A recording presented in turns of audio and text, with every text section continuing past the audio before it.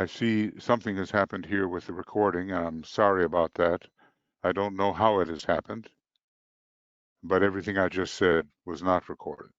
Okay, now it is being recorded, and the basic thing that I said is there's the Iran issue, the COVID issue, the social unrest issue, the runoff issue, the fraudulent attempt to point out non-existent frauds. Those are at issue. And I just briefly summarize because a few moments have gone by with non-recording. But now we seem to be okay. And we will use Michael, the, yes, I'm sorry. I just wanted to let you know that I recorded on Start, and I believe so did Joe and Michael S. So okay, it may be.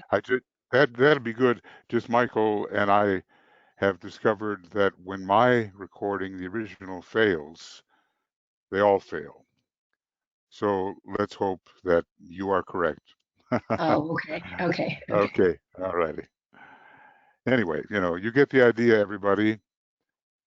Attention is still needed by the esoterically inclined students to uphold the values which are emergent soul values and not the values of the selfish personality.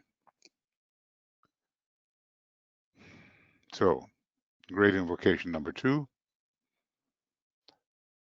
Let the Lords of Liberation issue forth. Let them bring succor to the sons of men. Let the rider from the secret place come forth, and coming save. Come forth, O Mighty One. Let the souls of men awaken to the light, and may they stand with massed intent. Let the fiat of the Lord go forth. The end of woe has come. Come forth, O Mighty One. The hour of service of the saving force has now arrived. Let it be spread abroad, O Mighty One. Let light and love and power and death fulfill the purpose of the coming one. The will to save is here. The love to carry forth the work is widely spread abroad. The active aid of all who know the truth is also here. Come forth, O Mighty One, and blend these three. Construct a great defending wall. The rule of evil now must end.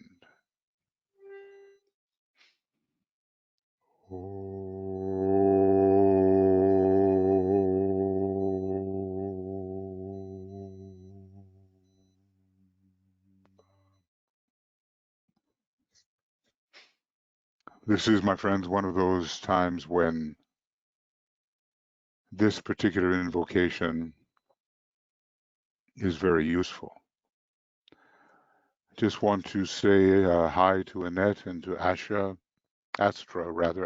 Farrell, sorry, and to Carl, Catherine, Deborah, Eva, Francois, Georgina, Gretchen, Heike, Jessica, Karen, Catherine, Kim, Margot, Martha, Martine, Nathalie, Nessa, uh, Nicole, Nyanka, Olivia, Risto, Sandra, Stephen,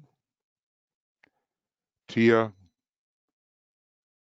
Tiu, Vera, Ivan, and Zenaidi. And over here on the staff side, BL, Joe, and Michael, Stacy, and Tuya are assisting us. This work may be a little bit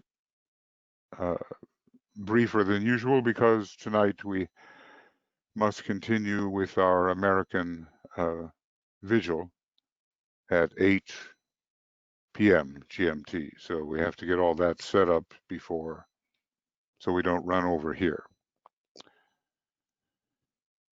Now, let's continue with our reading from program 167 and reading 104. In the segue, we might say, DK said this, I have made this practical application and the immediate illustration of the teaching anent glamour, illusion, and Maya, because the whole world problem has reached a crisis today,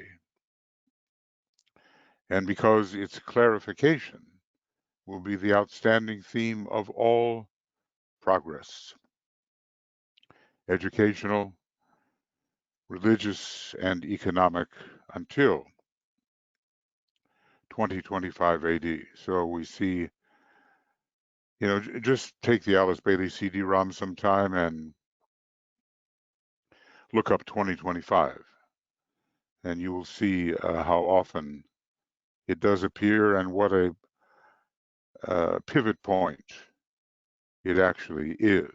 It's always until 2025 and how much work we have to do until 2025. So from 1965 to 2025, we have been and will be in the era of the forerunner. Then a new teaching will come forth,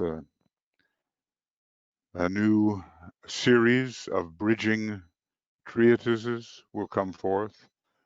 There's still plenty of work to be done in the 21st century so that spiritual occultism can win the day by the end of this present century. And we don't know what the Tibetan will recommend, but we do know that he will recommend, and that since in the old saying, three's a charm, 1, 2, 3, we know that this next teaching will be extremely important. It's all pretty well done under the second ray of love wisdom, but it has third ray, second ray, and first ray sub-components. And I suspect that Blavatsky's teaching was pretty much in that third sub-ray component, giving us really the history of the entire planet and even of the solar system. Alice Bailey's teaching was more purely along the second ray, I do believe. And then I think we'll have quite an expression of the first ray coming as a sub-component of the general second ray teaching. So I will not go too far tonight, my night, in this, and we will have a little chance to share our thoughts. So DK goes on and says, in this section with which we are now concerned, we shall consider the practical ways in which illusion, glamour, and the power of Maya can be brought to an end in the life of the individual, that comes first, and eventually in the life of nations, and finally in the world. I was asked today a question in an earlier webinar.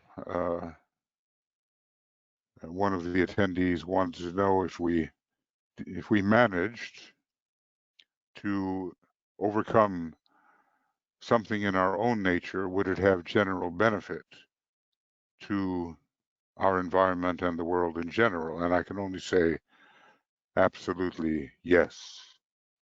We can't really be effective uh, unless the thing we're talking about has at least been somewhat accomplished in our own nature. So, you know, the old saying, let there be peace on earth and let it begin with me. Let there be anything on earth and let it begin with me, as long as it's positive. And that's why when we're working on glamours, we have the individual glamours to deal with if we're going to be effective um, in attacking group glamour.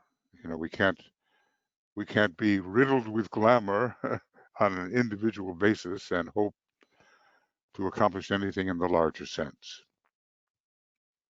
As always, he says, we must begin with the unity of life, the microcosm.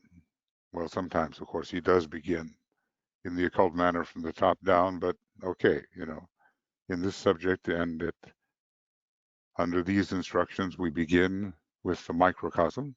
Then, having grasped process and progress in connection with the individual, the idea can then be extended to the group, the organization, the nation, and to humanity as a whole. And I think we've been doing quite a bit of that extending. Always the parallels are there, and in DK's work, facility in working with the law of analogy is much to be desired. Maybe that's why he says the fourth ray mind has a big role to play in my work, he says.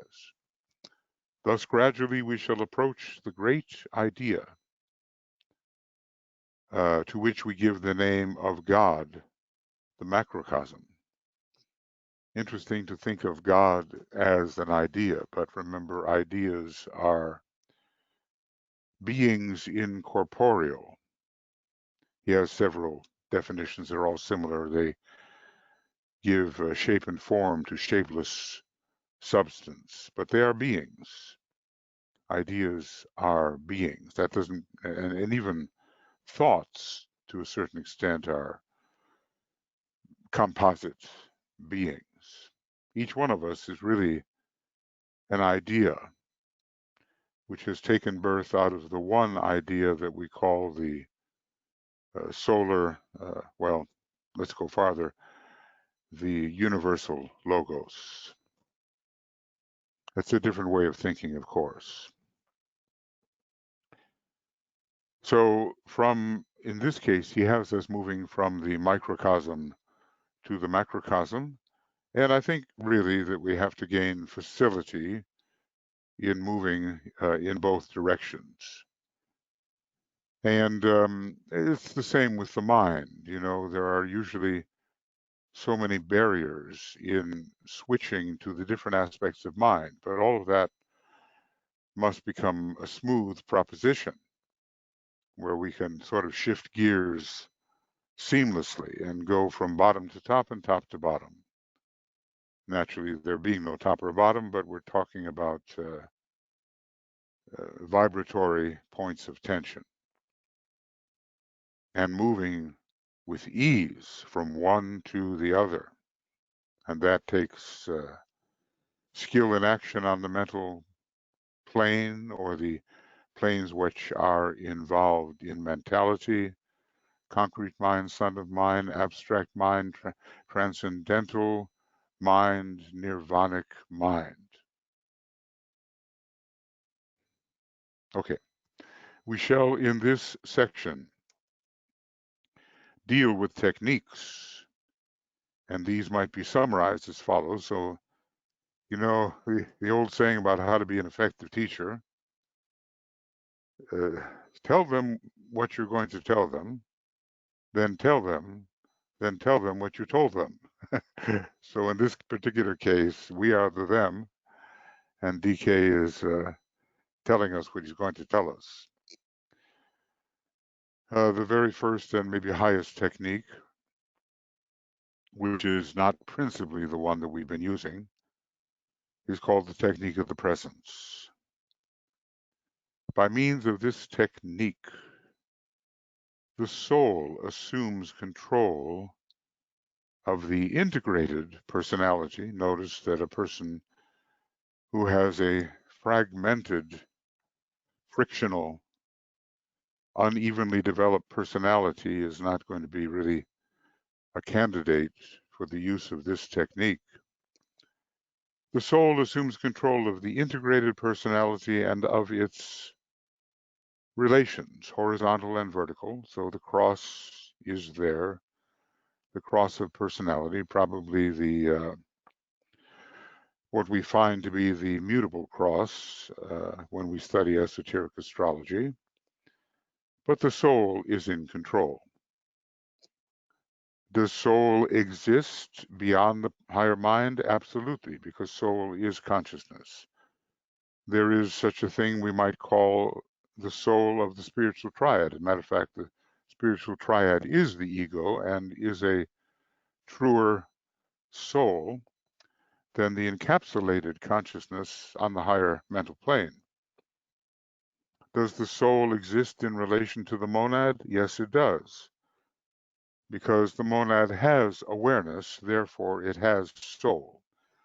It has consciousness. The soul is a universal principle and is found at the heart of various ascending and descending configurations of form, however subtle the forms may be.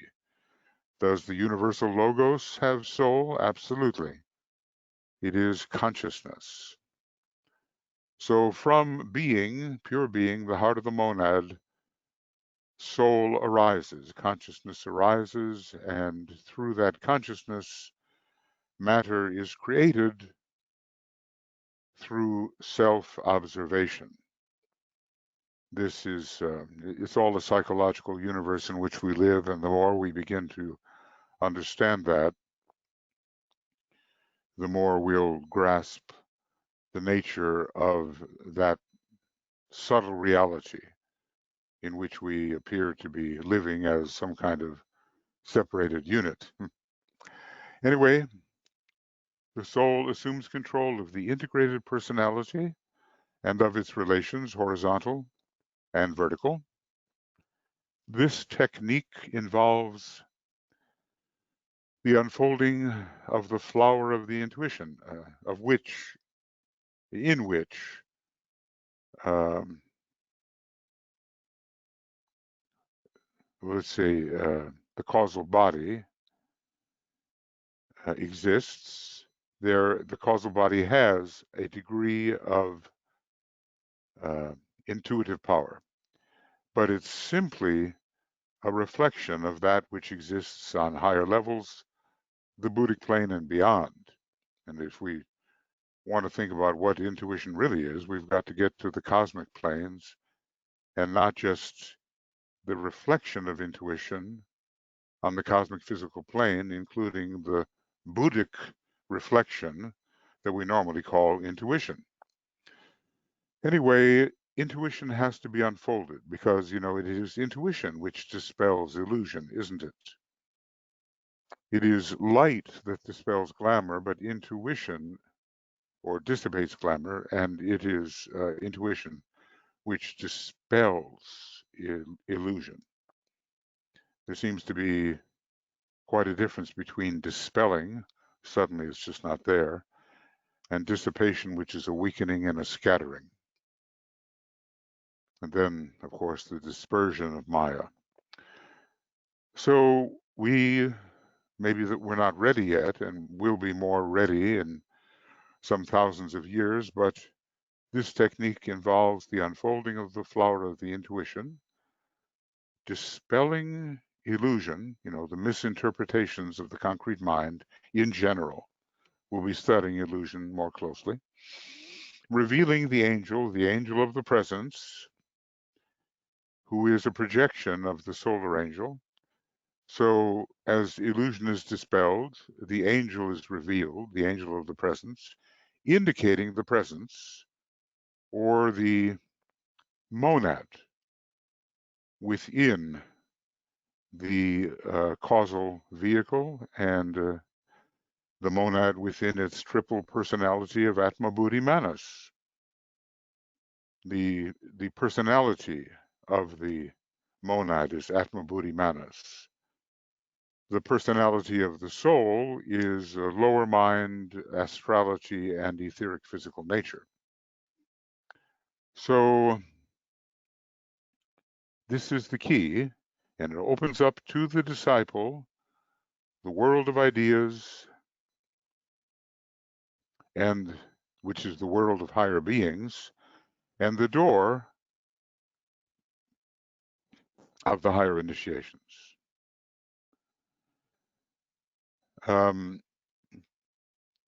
So the content of the spiritual triad is opened to the advanced disciple through this technique of the presence.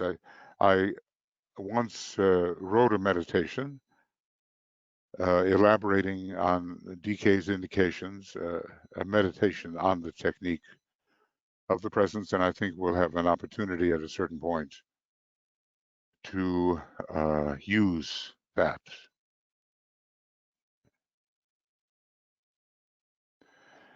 Okay, through the disciples' grasp and application of these divine ideas or seed thoughts, and remember, it's not just that ideas come only from the Buddhic plane. They come archetypally from the monadic plane. They descend from the logoic plane, from the cosmic astral, from the cosmic mental. I mean, there's no end to the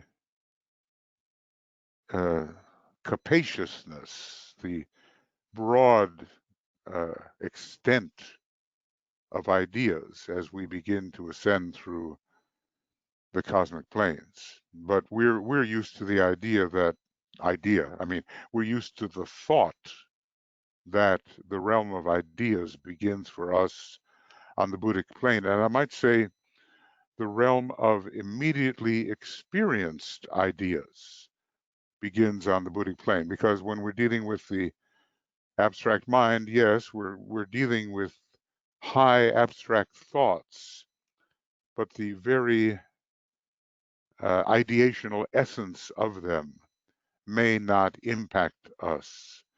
They may simply still be thoughts and therefore not ideas. Somewhere in the books, DK does make a distinction between abstract thoughts and true, immediately experienced ideas, which Master Moria calls, he calls the method straight knowledge.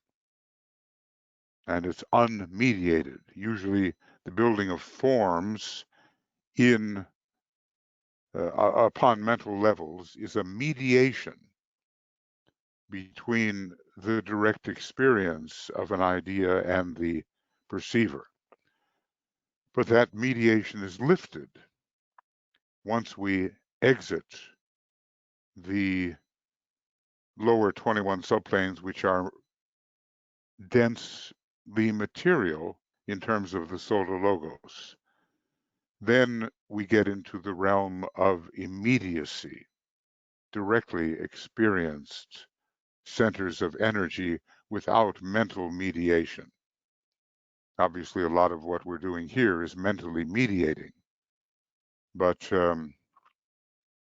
gradually intuition becomes so immediately impressive that we will not need the mental mediation. Through the disciples' grasp and application of these divine ideas or seed thoughts, where do seed thoughts really come from? They start in the realm of the triad, apparently. He becomes initiate, and the third initiation becomes possible as an immediate goal. Now that is the first true initiation, and probably we're not going to be using this technique of the presence unless we, well, with full effect, unless we are a confirmed initiate of the third degree. And, I'll be very cautious about ever asserting such a thing. The intuition is, oh, this is interesting. The intuition is the applied power of transfiguration. So this is another way of saying that's such a ponderable sentence, and it's not the kind of thing that immediately is understood with fullness. The intuition is the applied power of transfiguration, and I want to put in another thought. I'm going to be more careful when I say the word idea. This is the movement from the 3 to the 4. I think maybe you'll know what I mean by that. From the third initiation to the fourth, from the realm of abstract mind to the realm of intuition. This technique is related to the little known yoga, but increasingly known, called Agni Yoga, the yoga of fire.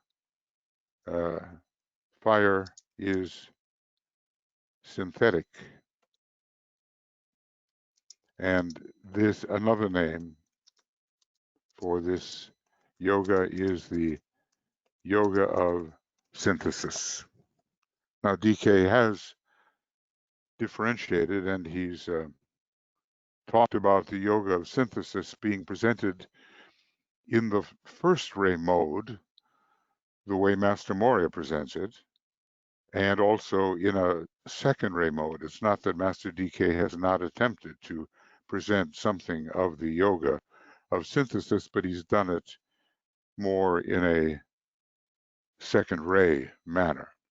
And maybe we could, be able to pick out of his writings the areas where he has begun to do that.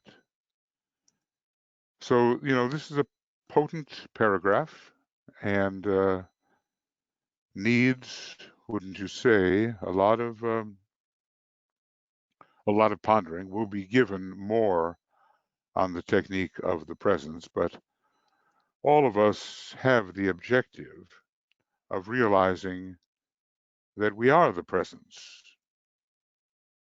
We are the presence of monadic essence in the higher sense, of monadic awareness, of monadic quality, and finally, of monadic being. We are that. So it's the technique of the self, really, of the presentation of the self as it really is to our usual state of consciousness, even if that state of consciousness is becoming relatively high. There's always an essence, and that essence is being. It is the very heart of what the monad is. And it looks like that essence, as it appears on the soul level, the level of the higher mind, is what we are accessing, taking that particular position and thereby controlling our normal personality expression, horizontally and vertically. There's, obviously these are like seed thoughts that the Tibetan's given us, and they require expansion. The technique of light we have been working with. That's our usual glamour meditation, and probably the one that we can handle in relation to glamour with the greatest ease. I think we still have a way to go before the technique of the presence is as meaningful to us as the technique of light. By means of this technique, says the Tibetan, the illumined mind with its instrument, the Ajna Center, assumes control over the astral or emotional body and dissipates glamour. Well, those are familiar ideas, aren't they? And some people have been working a long time um, with that general uh, general technique. The illumined mind, the fifth ray, is important in this technique. And stepping out of kama manas, or desire-tinged mind, is important. And remember that in kama manas, there's more kama than manas.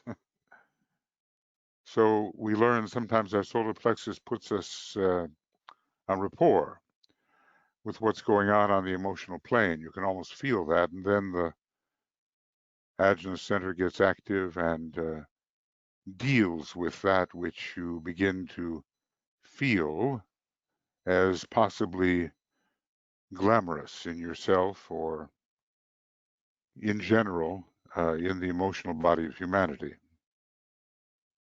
When the light pours in, glamour fades out. Every once in a while, a sentence occurs which is noteworthy, simple, and memorable. When the light pours in, glamour fades out. And, we try to move from the red condition of the astral body toward the rose and the pink and, whiter and whiter, as it were, lighter and lighter. But this is a principle to be noted. Illumination dominates and the vision of reality can be seen because heretofore um, the glamour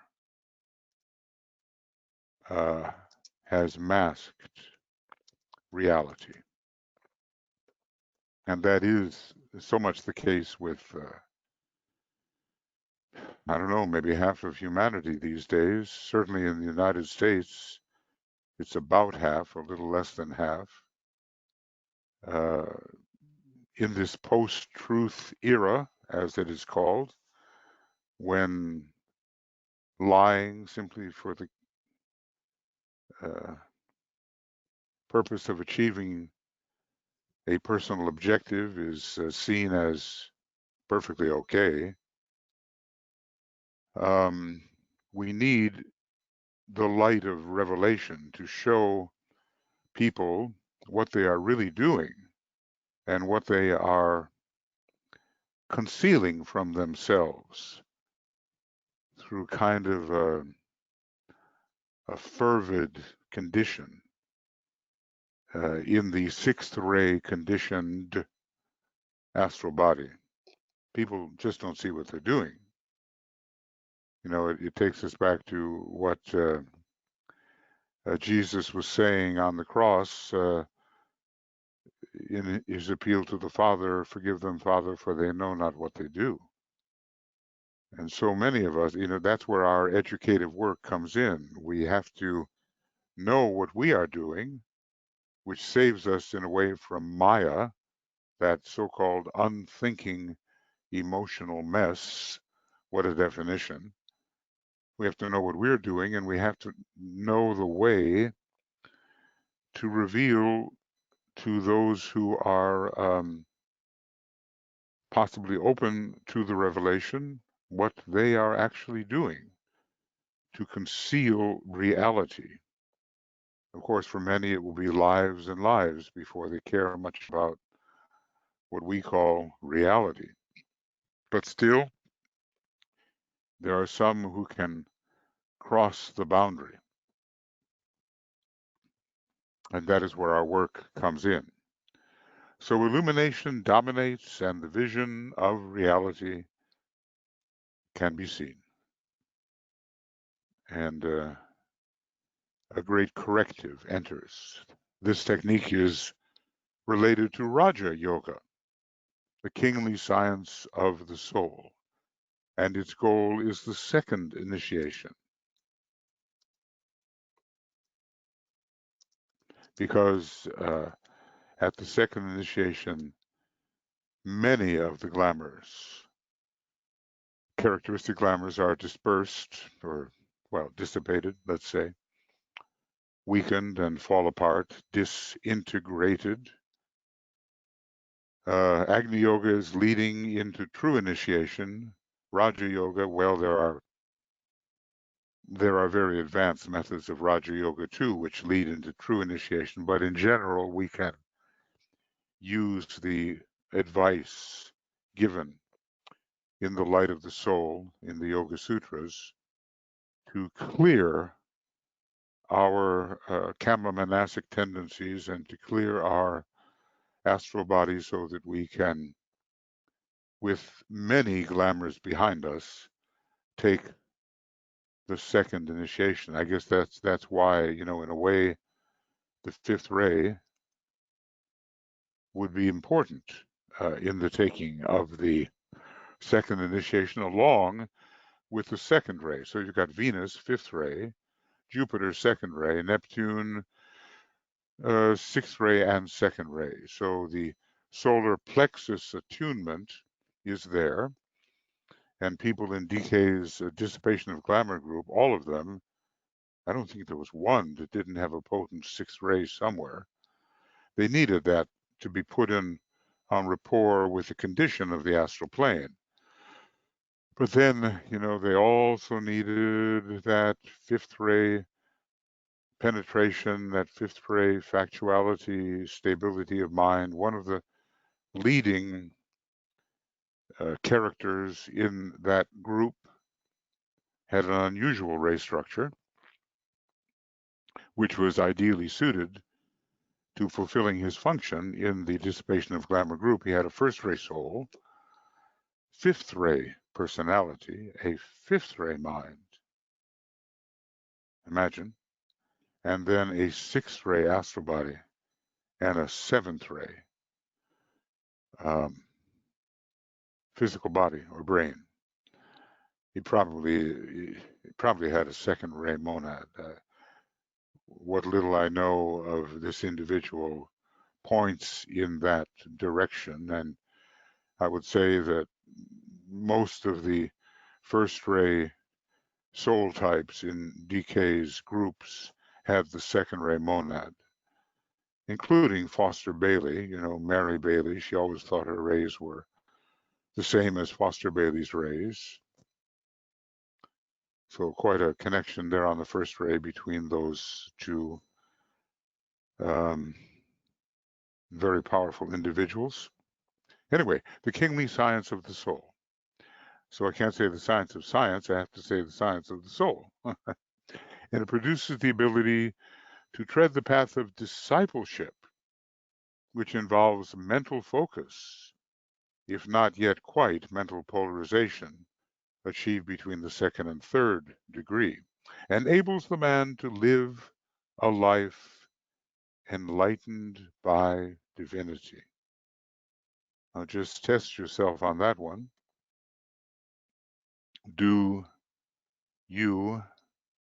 Have you set up the conditions in your psyche so that you are indeed enabled to live a life enlightened by divinity? Illumination is the applied power of transformation.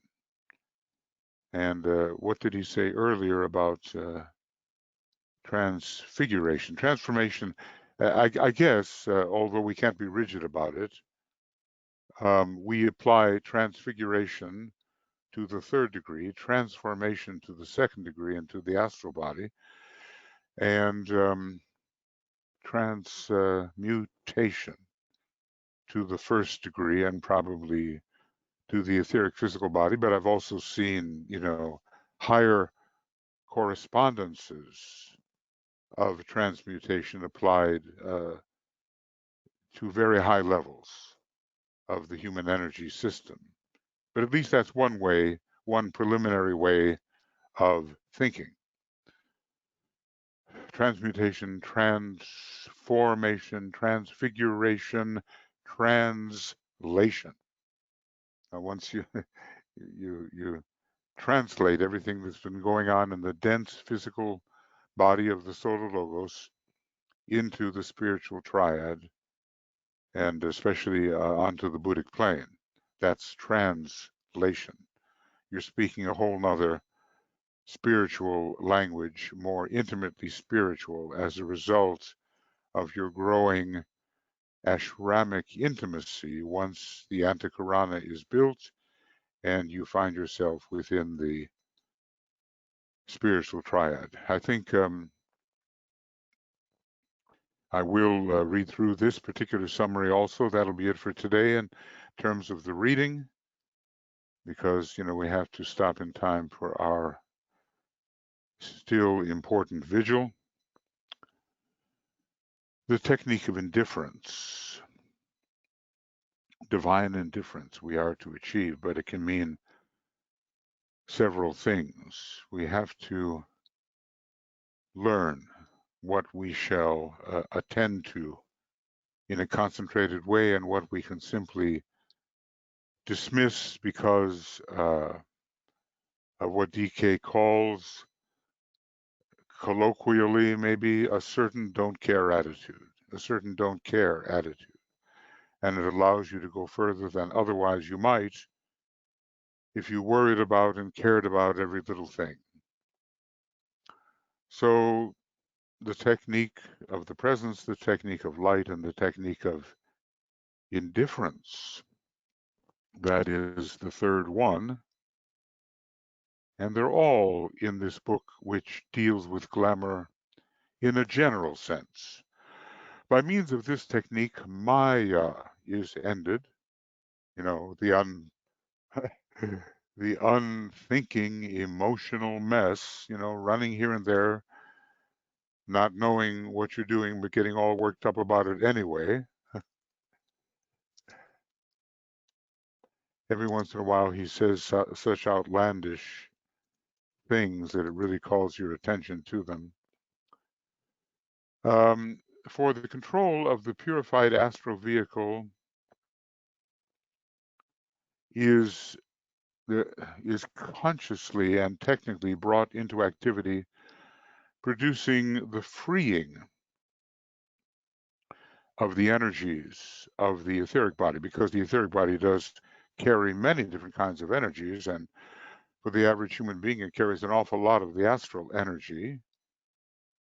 So when you purify the astral body and maybe reduce the number of astral energies that inhabit the etheric body, you've created a more controlled situation when the white magic of the soul can actually work without getting distorted on the way down, passing through the lower frequencies and lower vibrations.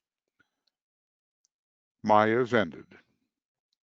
For the control of the purified astral vehicle is consciously and technically brought into activity, producing the freeing of the energies of the etheric body from the control of force substance, and bringing, so like an earlier initiation, a Lemurian initiation, and bringing men in large numbers onto the probationary path, where there is, onto the probationary path. So this technique of indifference is very applicable to a movement that we're seeing occur now, and which will occur as part of the updrawing of human beings towards a higher type of light and vibration, which is caused by the approach of the hierarchy and the Christ.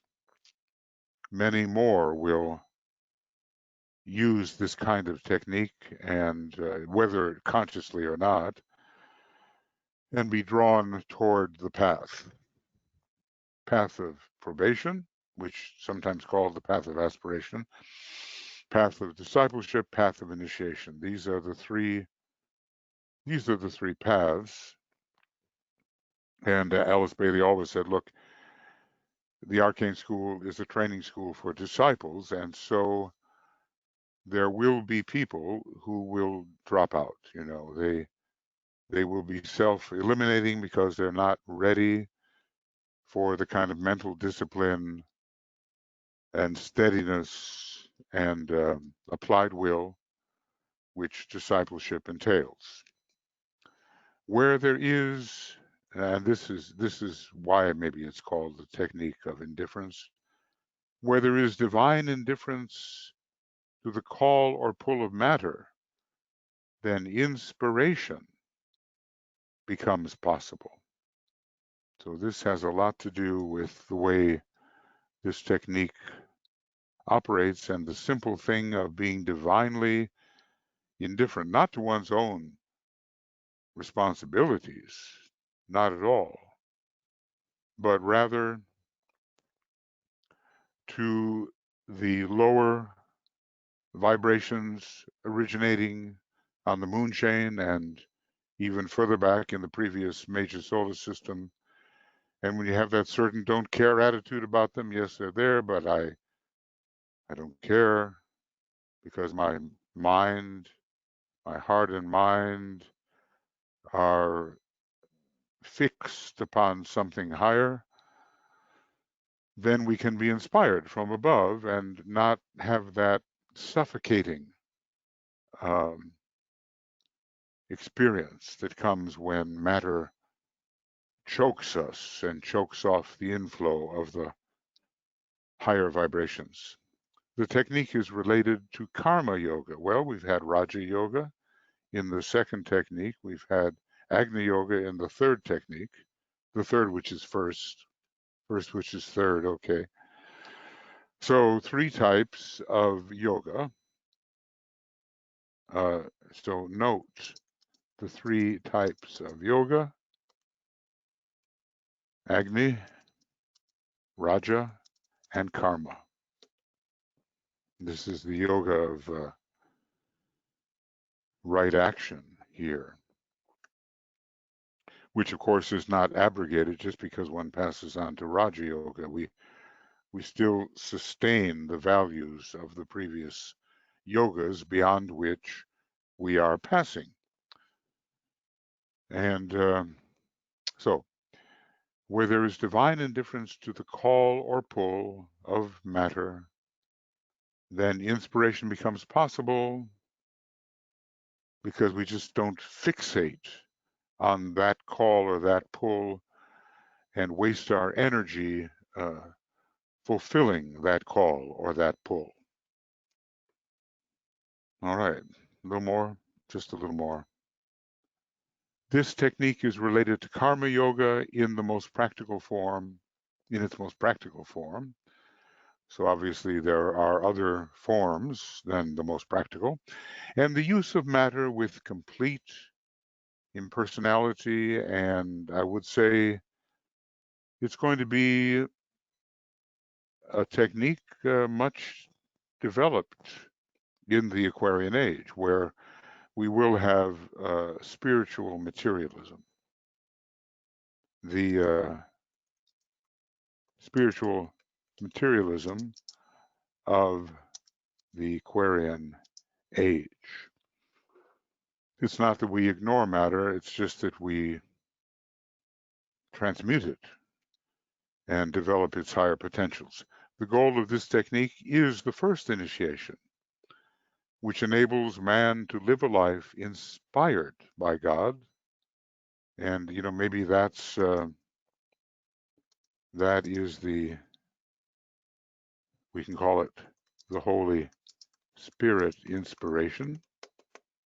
Inspiration is the applied power of transmission.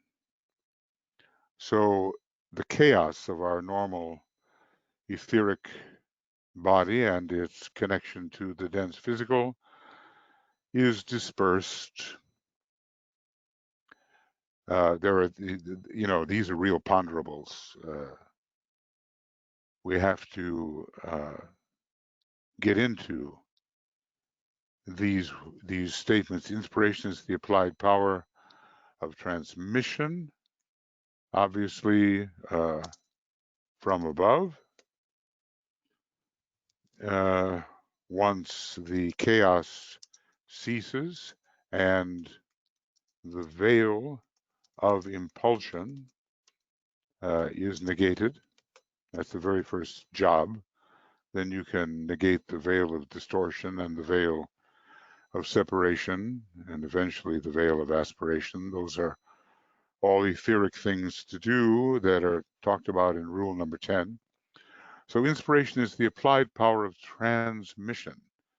I mean, these are wonderful seed thoughts to, I can't even get to the bottom of them right now, but we can, if we work hard, get to the bottom. And now I'm going to make this one big also, because it is, illumination is the applied power of transformation. We're changing the structures in the astral body which let in the light. We'll put all, these three together as to be pondered, ponder on this. And the one above it, it's really the mark of a really good teacher here that he's giving us this triple idea. And the intuition is the applied power of transfiguration, an entire change in energy is occurring as the first of the solar initiations is taken. Okay? The first of the solar initiations is taken. So those three sentences really need attention, and we can, in a little webinar like this, we can point out what needs further attention from you, and then you can give it when you have more time, because we don't have that kind of time right now. So basically, it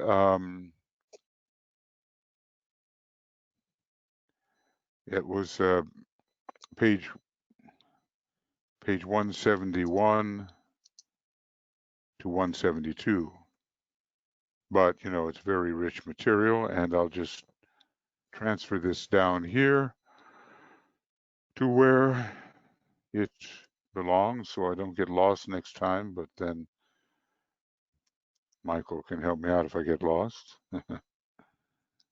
And here we go. This is the end of number 167, reading 104, and page 171, looks like, I think so, to 172. And then the next time we get together will be the, so this is the 27, and it looks like December the 4th. Next time. And it'll be a morning program. And it will be program 168 and reading 105. And it'll be as far as we get, which maybe won't be so far, from page 172. Now we're taking them up in greater detail as you see. So now the next thing will be a discussion, a fuller, looks like quite a full discussion of the technique of the presence. Can that be 18 pages that we're going to be working with? Well, if so, we can prepare for quite a download of information. Okay, we only have a half hour left at the most. So if there are any thoughts that you'd like to share before we do our meditation. And basically, I would say we would have 10, 15 minutes for thoughts, and then would come the meditation, and we'll still continue to meditate upon this kind of blind and rebellious idealism. I think that is blind, rebellious idealism. You know, you can't force anything on me. I'm an American, you know, that kind of stupidity, but it does go along with the sixth ray at a certain point of development. Okay, anything that you would like to say or bring up at this point? And I'll ask Michael to field the questions, and any one of the staff people can, you know, if you need to just come in and say something, then you can do that. Okay. So I am looking for hands and or questions, comments posted in the chat box.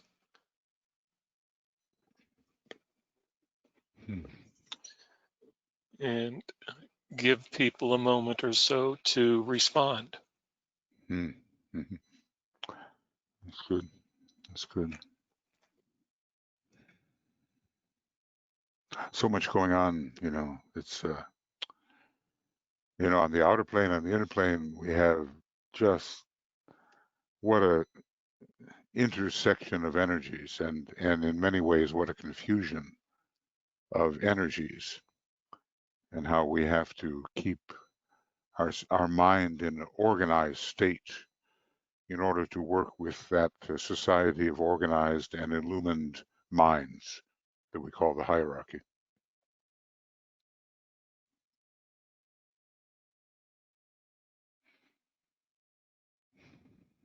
Because, you know, if we don't have, at this point, anything that anyone wants to write or to say, then we will get right on with the meditation.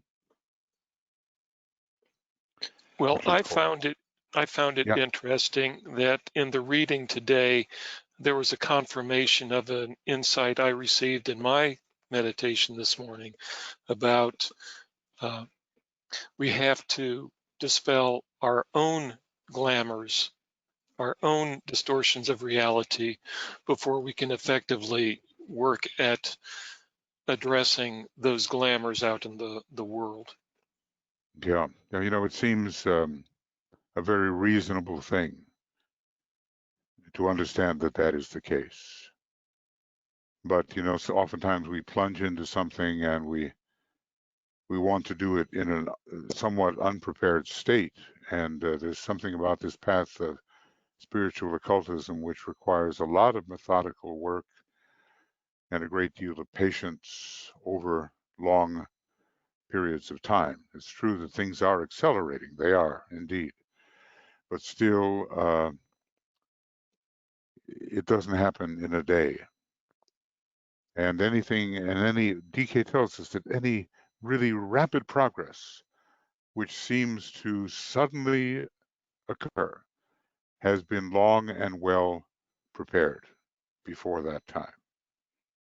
So the law holds: make haste slowly and gradually, and then when the time is right, these things come into accessibility and expression.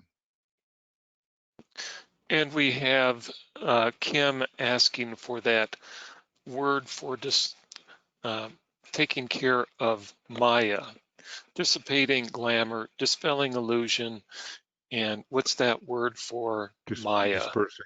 Dispersing. So divine indifference and dispersing Maya. So you'd have to sit down with yourself and say, well, what are the differences between dispelling, dissipating, and dispersing? And of course, Maya is thicker and more material than any of the others. You know, the bubble of illusion just suddenly disappears. The glamour weakens and disintegrates, and it's almost like with Maya, you disperse the clouds. And doesn't that kind of remind you of the of the work of Spain. I'm trying to remember every country has its own motto, doesn't it? And if we turn maybe to page 50, it might be, and we go down here to Spain and we see, I disperse the clouds. That's their, different from Italy. They both have six-ray souls, but the clouds, oh, they can be clouds of glamour, but they can also be these thick, chaotic impulsions which clog up the etheric plane.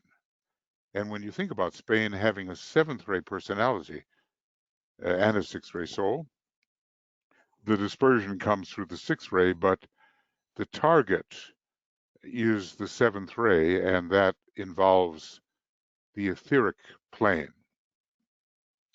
So whenever you find a similar word used in an important way, you can kind of trace a line of light and see something about the fate of another energy center, or maybe nation, community, whatever. You can learn something from similarity of numbers, similarity of colors, similarity of tone, similarity of words. In this case, Maya and dispersion. Yeah. And then Heike writes, if we dispel our own glamour, we have dispelled it for the whole of humanity. I can't explain it, but I have, quote unquote, seen that. Well, let's just say, my opinion on this, Heike, is that we have contributed to the dispelling, or in this case, it would be dissipation of glamour for the whole. But it will take a while, I believe, and the ability to stand with massed intent, maybe under a discovered Vulcan, before, and maybe some centuries even, before some kind of final successful attack can be made upon the glamour of the world. First will come, in other words, the trained observers, the second seed group, will really have to come into expression. The first thing that will be done will be the reduction of chaos under the seventh ray in relation to Maya. And certainly, when we begin to see a world in which glamour is unreal, it may seem as if, why doesn't everybody see that? Maybe they do. But my opinion, at least at this time, is that that's the next order of business after the dispersal of Maya. And then, and only then, and will it be during this Aquarian age? I don't know. Illusion will be attacked. But more people have to have a mental focus in order for the illusion to be attacked in a successful way. And remember, Aquarius is a very mental sign, and so are all the air signs from one of their modes of interpretation. And so I think there will be progress in understanding our usual concrete-minded, astrally impelled illusions during the age of Aquarius, and much dispelling going on, but not entirely. I think we're going to have to get into the age of Capricorn, which will bring forward many more third-degree initiates than will be brought forward during the age of Aquarius. But anyway, it's a big deal to find oneself cleared of certain glamours that masked reality. It revealed something quite different than what we thought was there. So we persist in that. Yvonne asks a very good question. How indifferent should we get for divine indifference? Wow. Okay. Well, that's like one of those Zen koans, you know. I just we cannot let our attachment to certain external phenomenal illusions bind us, trammel us, tie us down. We have to be free of them through the certain don't care attitude. and I would not be able in any kind of conscience to say how far we go. We because it's a very individual thing. Let's see if I can find this certain. I can't say I can find it, but I'll try. Um, certain don't care. Let's see. What does it say? DK seems to almost speak from exasperation. When will disciples learn that the attitude which involves a certain don't care reaction and a form of indifference is one of the quickest ways by which to release the self, i.e. the soul in this case, from personality claims? This is not the don't care spirit which will affect the disciple's attitude to other people. It is the attitude of the integrated thinking personality of the disciple towards the astral or emotional vehicle. It leads him to assume the position that not one single thing which produces any reaction of pain or distress in the emotional body matters in the very least. These reactions are simply recognized, lived through, tolerated, and not permitted to produce any limitation. All disciples would do well to ponder what I've just said. The whole process is based on a deep-seated belief in the persistence of the immortal being within the forms of soul and personality. I find this to be very powerful description of how we can use the don't care attitude. And he probably goes on with it. 3:3. But the one that I just read, I mean, that's the main one. That's the main one. Yeah, and really the only one, because sometimes the words are spread out and they aren't really relating to each other. So that's the one, and just study it. Talks to Disciples, Part 4 in Discipleship in the New Age, page 57. This is hard to fulfill, but it gives us a sense of how far we can go or should go in our don't care attitude.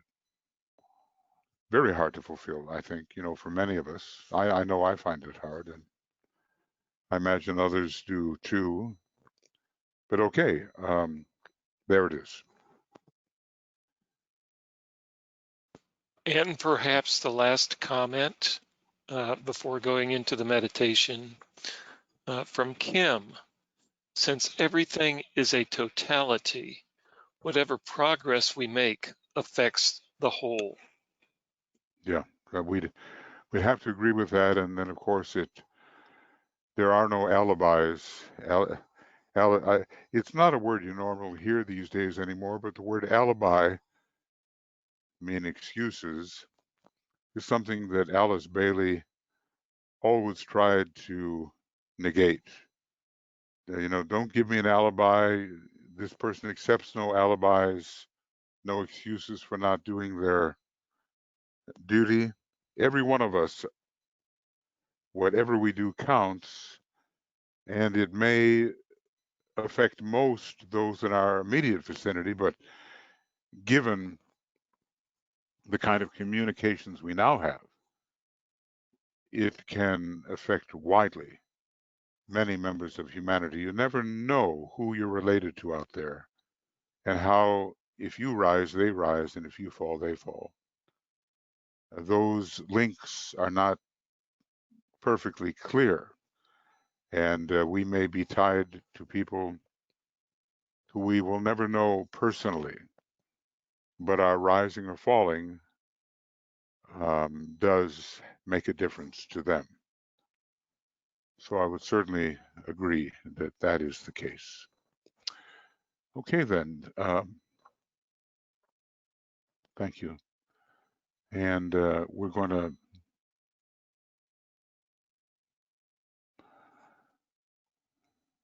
when I see these people rioting out there in the streets and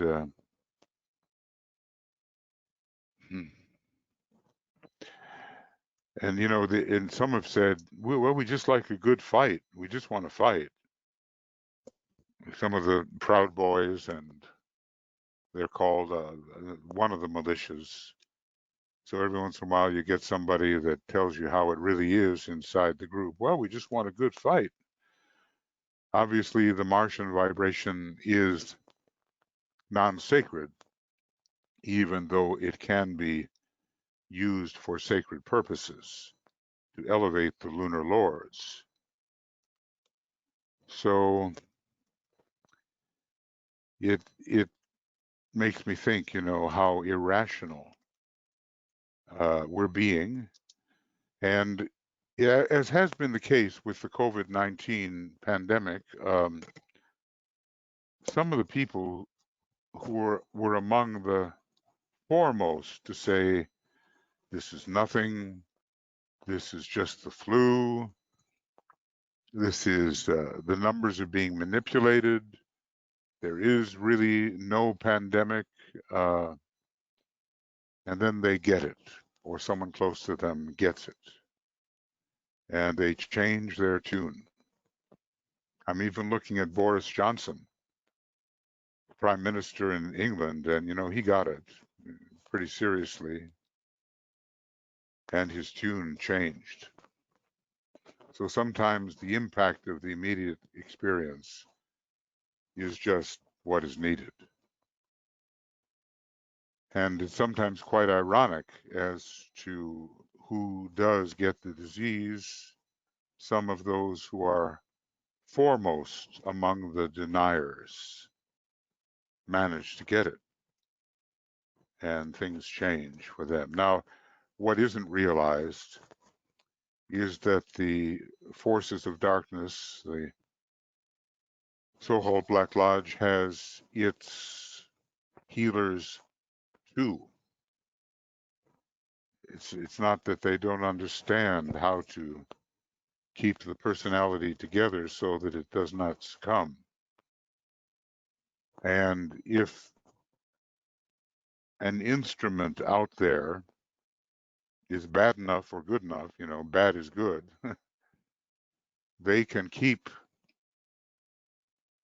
mitigate the circumstances and keep that person alive and keep them from experiencing the full brunt of the disease, which otherwise they might have. It depends on whether they are judged as the esoteric version of useful idiots. I think Stalin made that that phrase kind of popular.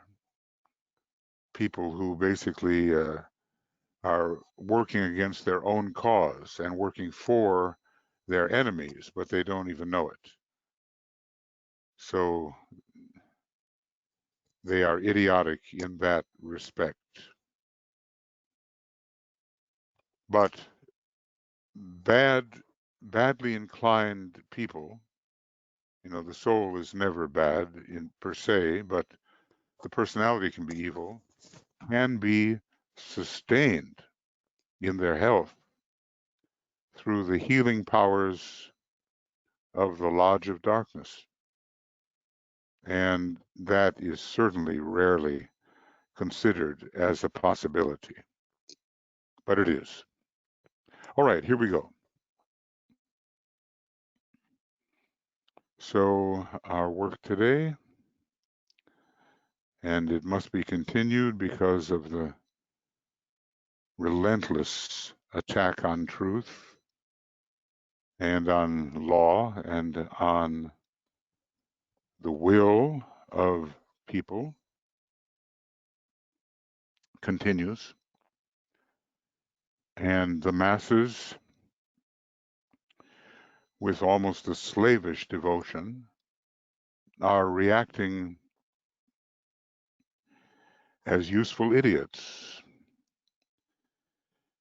They are serving the intentions of people who have complete contempt for them, but they don't know it.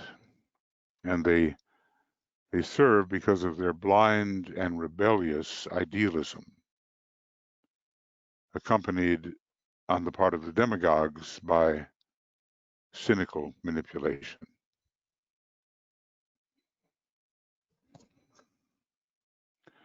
So we enter the silence.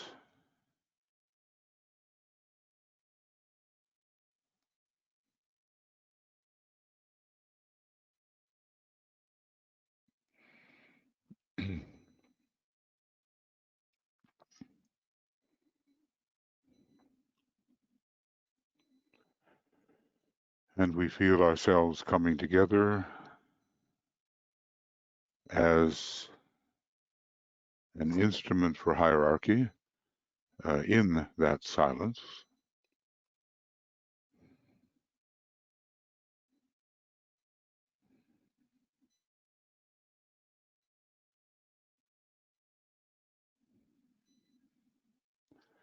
And we use the long-armed cross of divinity tracing light as we go. We pronounce together the protective formula. These powers of the counterforce are not messing around these days, and if you get in their way, you'll be sadder before wiser. So, as a soul, I work in light, and darkness cannot touch me. I take my stand within the light. I work, and from that point, I never move.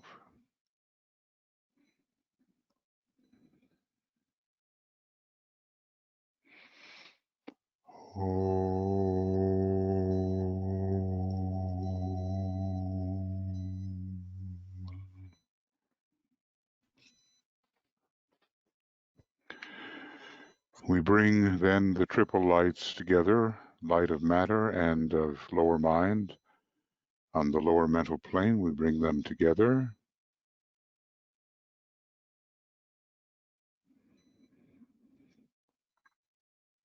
As if matter can fuel and feed the light.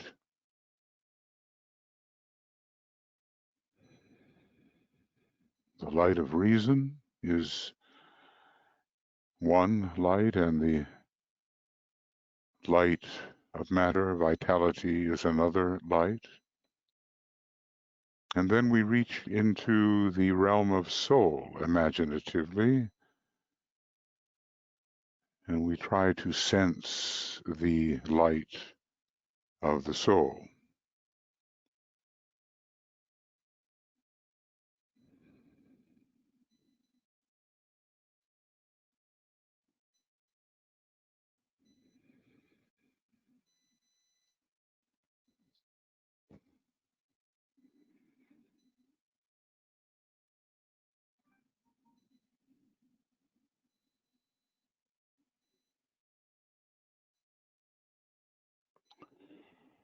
It's a deeper consciousness through a higher light. And we bring it down to join the other two lights, the light of soul, light of reasoning mind, and the light of matter. We blend the three so that our thoughts are vitalized and inspired also from above.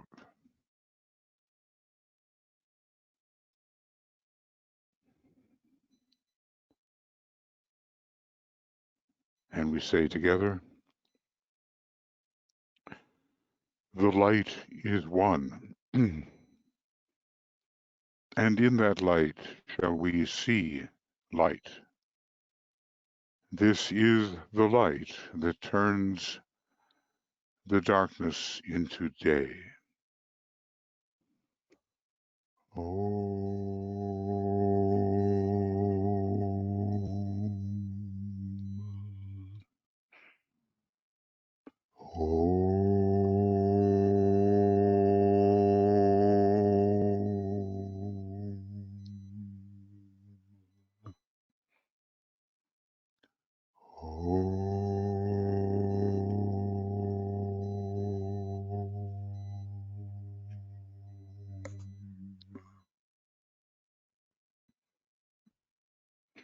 Then we reach the stage of the formula.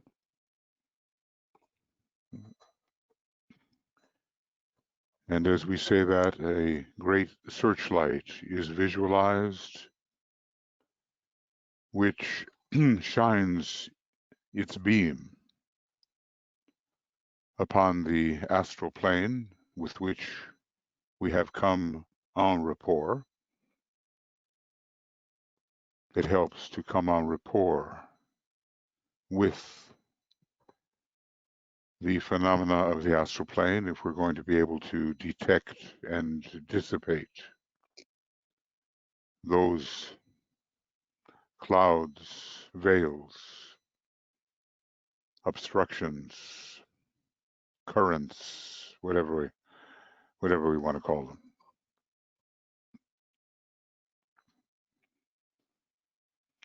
Radiance are we and power. We stand forever with our hands stretched out, linking the heavens and the earth. The inner world of meaning and the outer or subtle world of glamour.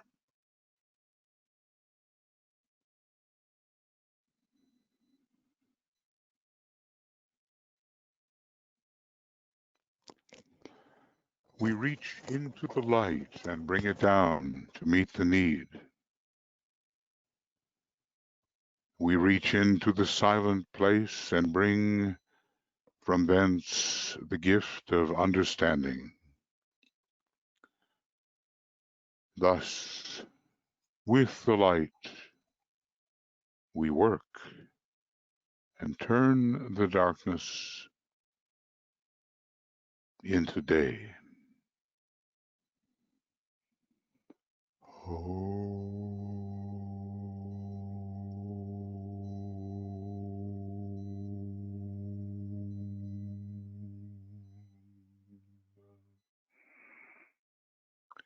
And so our beam, our great searchlight, imaginatively at least, extends out into the astral plane. and will undertake its mission of detection and its mission of destruction, weakening and destruction of the glamorous forms which mislead so many. Further, we strengthen the beam with a little affirmation. With power upon its beam, the light is focused on the goal.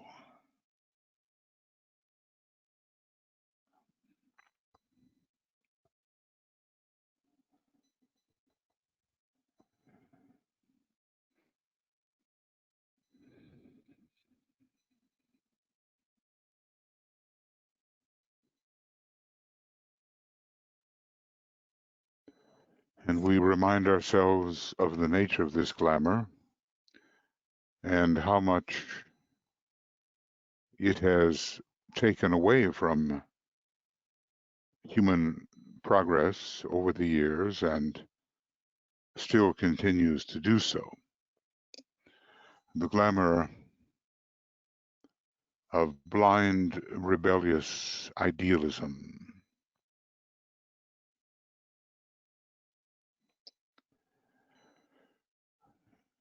And the point is, it is exacerbated by cynical manipulation of the demagogues who are possessed by this glamour of manipulation. Blind, rebellious idealism.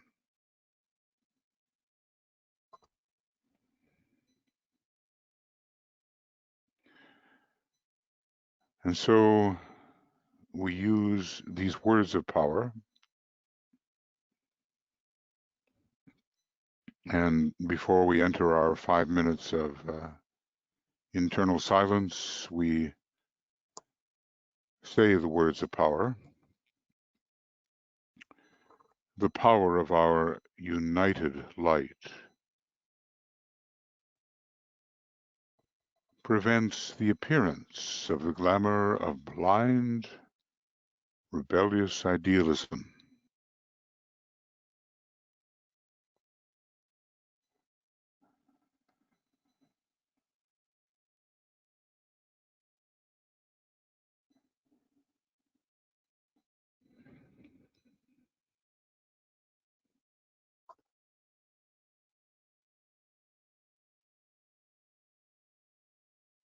Maybe you can see it most at big political rallies, whether from 80, 90 years ago, when the Nazis took over Germany, or even now in a lesser form,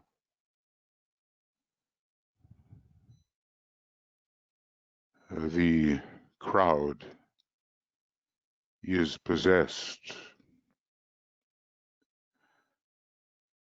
because of their idealism, which is blind and uncaring about the welfare of others. It is rebellious on behalf of the personality.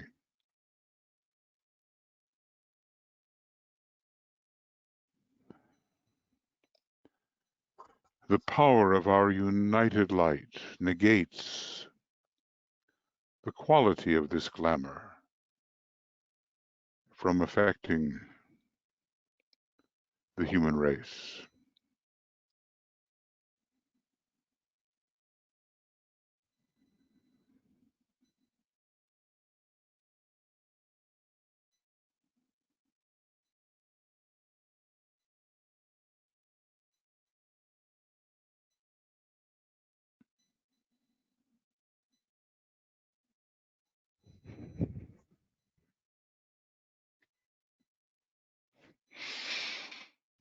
The power of our united light destroys the life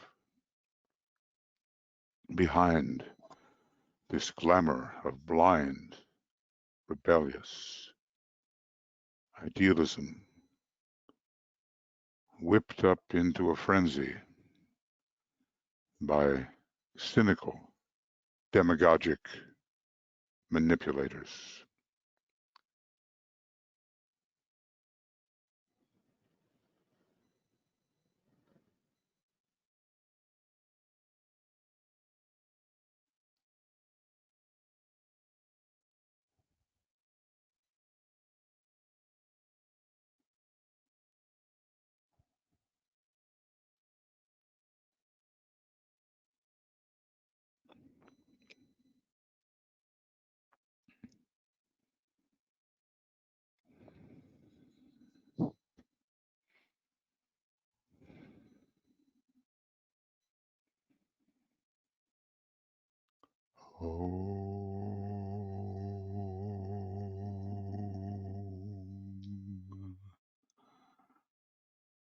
And so we'll take our 5 minutes of silence and intensity of purpose.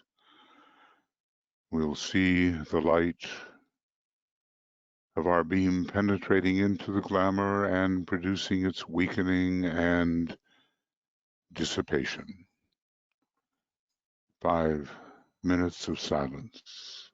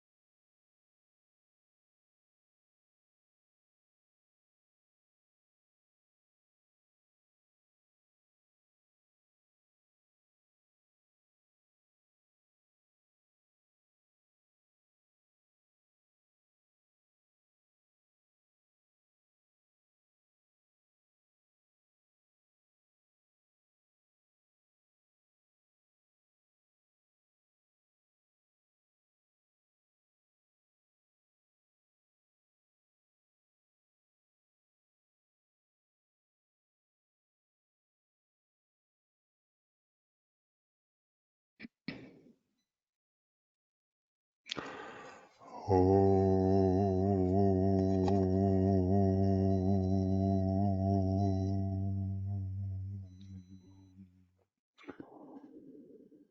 withdraw our beam to the mental plane.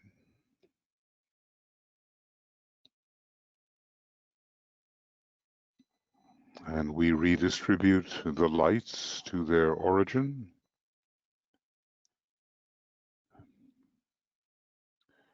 And we sound 3 times the Om,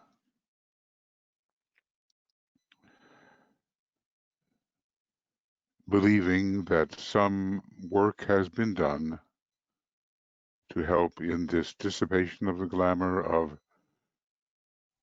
blind, rebellious, that is not caring about others, narrow idealism that makes of fellow human beings the enemy. Some work has been done to help weaken and dissipate that glamour.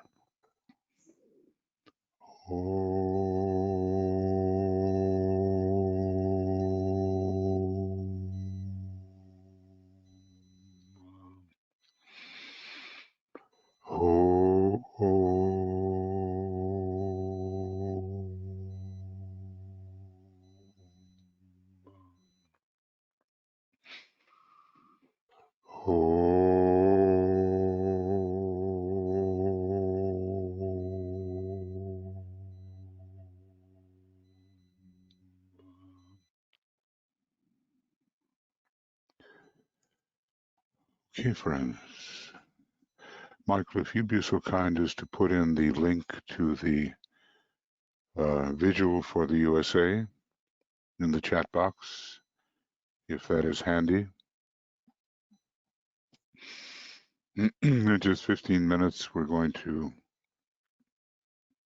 continue our work. I'll be offering this one. It won't have the beautiful music that Tuya so often uses, but you know, I'll offer it anyway because we have many circumstances and much work that has to be done. So that will be a Zoom meeting. And those of you who can come along, then you're most welcome. Tomorrow evening, nothing tomorrow morning here, but tomorrow evening, our work on the soul of nations. And I think on Sunday, then we're getting into the full moon cycle. And I think maybe tomorrow night too, at 5 p.m. GMT, we're offering the sacred pentagram. That's it. And then on Sunday, sacred pentagram plus pre-full moon. And then on Monday, actually in what is the morning here in Europe, we offer the exact moment full moon service meditation, and on we go in the normal way. You can check what Michael has sent, I think, to everybody. And if you're not on the constant contact list, please write to us, especially to Michael and or to Joe and BL, and we'll make sure that you are on the list so that you have the schedule. Okay, then that'll be it for right now. Lots of love to you. This will be ready before long up on Makara.